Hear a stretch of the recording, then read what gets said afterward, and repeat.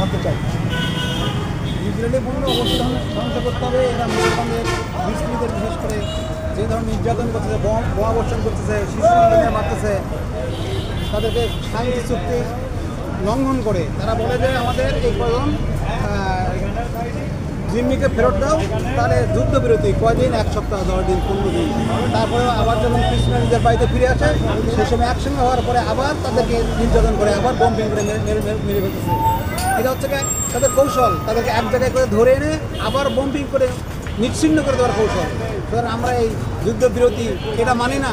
আমরা চাই স্থায়ী যুদ্ধবিরতি, নির্দিষ্ট কোনো স্বাধীন ভূখণ্ড, স্বাধীন ভূখণ্ড সমস্ত মুসলমানরা এক হয়ে তাদের নিজেরা নিতে পারে। আমরা ইরান যেমন লাগতেছে, পাকিস্তান কেন লাগে না? পাকিস্তান কখনো কোনো কথা বলতেছে না কেন? সৌদি আরব চলে আসছে, মিশর চলে আসছে, কুয়েত চলে আসছে, সবাই চলে আসছে, কিন্তু পাকিস্তান সে মুসলমানের একজন বড় শক্তি, সুপার পাওয়ার, তারা একটা মমতা রে করছে। কিন্তু যদি ইরানের সাথে হাত মিলায় তাহলে কখনো ফিলিস্তিনি, এমনকি চীন, রাশিয়া তারাও চলে আসবে। ফিলিস্তিন অবশ্যই তারা স্বাধীনতা পাবে। ইসরায়েল